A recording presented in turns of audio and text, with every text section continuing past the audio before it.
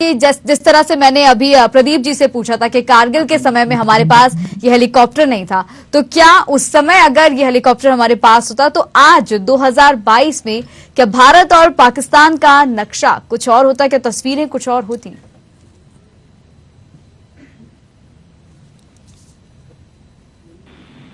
की जो person helicopter है उसका हम स्वागत करते हैं और पूरे भारत को उसके ऊपर गर्व होना चाहिए। बिल्कुल। और जो आपने बिल्कुल बात सही की कि जो 99 में लड़ाई हुई थी उस टाइम में ये हेलीकॉप्टर हमारे पास होता तो हमारे जो उस टाइम के दौरान जो हमारे आर्मी के थे वो इतने ज्यादा शहीद नहीं होते।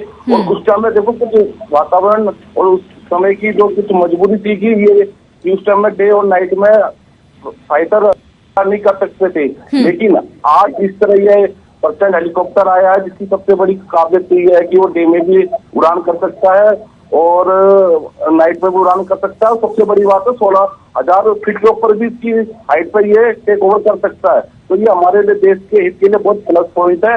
इस मुद्दे पे देखो हकीकत जी कोई राजनीति नहीं होनी चाहिए, लेकिन भारतवर्षों को तब गर्व हुआ है जब पूरी दुनिया ने भारत की तकनीकों को लोया मानती आई है। देखो हमें तब भी गर्व हुआ जब भारत एक बार में मंगल ग्रह में पहुंचने में सफल हुआ।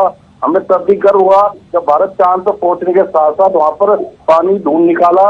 हमें तब भी गर्व हुआ जब हमारे देश में पहली बार तेजस, मिराज 20, विक्रांत जैसे फाइटर हमारे पास मौजूद हुए। और कहीं ना कहीं देखो पॉलिटिक्स अलग चीज है, जो हमारे देश हित की बात आती है बिल्कुल तो वहाँ पर पॉलिटिक्स दोनों ही बहुत अलग चीज है। हमारे जी अर्पिता जी वहाँ पर हमारे देश के लिए जो आन और बान और शान है उसके ऊपर मतलब उसके जो खिलाफ बोले या उसके ऊपर गलत नजर रखे उसके ऊपर उचित कार्रवाई होनी चाहिए। और ये कहीं ना कहीं हमारे देश हित के लिए पर्सन हेलीकॉप्टर हमारे देश हित के लिए और हमारी आर्मी को मजबूत करने के लिए बहुत सफल योगदान रहा है, चाहे वो डीएनए की सरकार ने करा हो चाहे वो यूपी की सरकार ने करा हो। लेकिन मैं एक बात स्पष्ट तौर से कहना चाहूंगा इस चैनल पे कि ये पर्सन हेलीकॉप्टर एक दिन में नहीं बना।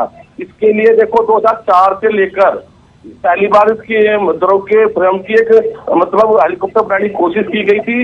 इसके बाद 2006 के अंदर यूपीए सरकार में हमने सार्वजनिक रूप से घोषणा की थी कि अब हम एक ऐसा हेलीकॉप्टर बनाने जा रहे हैं जो हल्का भी होगा। और हमने विदेशों से उस दौरान हेलीकॉप्टर बहुत कम खरीदने की एक सीमा निश्चित तय हो चुकी थी। कहीं ना कहीं देखो इसमें पूरे भारतवर्ष का योगदान है, चाहे ये डीएनए की सरकार हो चाहे यूपी की सरकार हो, इससे राजनीति नहीं होनी चाहिए। ये मैं खुले मन से कह रहा हूँ, इसका मैं स्वागत करता हूँ। जी बिल्कुल बिल्कुल। ललन सिंह जी आपके पास आऊंगी अगला